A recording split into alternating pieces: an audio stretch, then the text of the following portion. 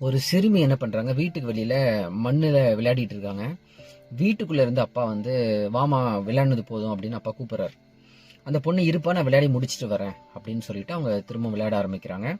கொஞ்ச நேரம் கழிச்சு அந்த பொண்ணு வீட்டுக்குள்ள போறாங்க. அப்பா கேட்கிறாரு, என்னம்மா வெளியில விளையாடிட்டு இருந்தேன்னு கேட்கிறாரு. ஒரு எறும்பு, அந்த எறும்பு சுத்தி ஒரு வட்டம் போடணும், அந்த வட்டத்தை விட்டு வெளியில போகாம பாத்துக்கிறது தான் அந்த விளையாட்டு. அந்த பொண்ணு வட்டம் போட போட அந்த எறும்பு என்ன பண்ணுது, அந்த வட்டத்தை கிராஸ் பண்ணி அடுத்தடுத்து போயிட்டே இருக்கு. அந்த பாப்பாவும் அடுத்தடுத்து அந்த எறும்பு சுத்தி வட்டம் போட்டுக்கிட்டே இருக்காங்க. நிறைய வட்டங்களை போட்டு விளையாடிட்டு இருக்காங்க. ஒரு கட்டத்துல அப்பா கூப்பிட்டதுனால ஒரு வட்டத்தை போட்டு அந்த எறும்பை பட்டுன்னு ஒரு அடி போட்டு அந்த எறும்பை சாகடிச்சிடுறாங்க.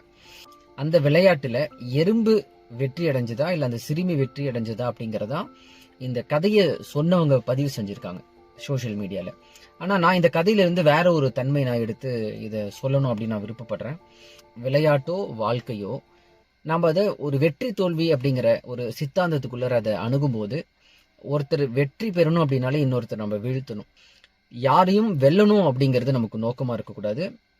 ஒருத்தரோட நம்ம பேசுறோம்னா அதுல பேசி ஜெயிக்கணும்னு அவசியம் இல்லை. ஒருத்தரோட விளையாடணும்னா விளையாடி ஜெயிக்கணும்னு அவசியம் இல்லை. அவங்களுக்கு அந்த வெற்றி தோல்விங்கிற அந்த உளவியல் நோயை நம்ம திணிக்காம, எல்லா கதைகளுமே அதை அன்பு சார்ந்து நம்ம அந்த பார்வையிலிருந்து அந்த கதைகளை நம்ம உணர்ந்து அதை நம்ம அடுத்த தலைமுறைக்கு நம்ம கடத்தணும் அப்படிங்கிறதுக்கு தான் இந்த கதையை நான் வந்து இங்க நான் சொல்லிட்டு இருக்கேன். இந்த கதையில அந்த எறும்போட வெல்லணும்னு அந்த சிறுமி நினைக்காம இருந்திருந்தா அந்த எறும்பு செத்து இருக்காது. அந்த எறும்பு அழகா அந்த சிறுமியோட விளையாடிட்டு தன்னோட வேலையை பார்க்க அது கிளம்பி போயிருக்கும்.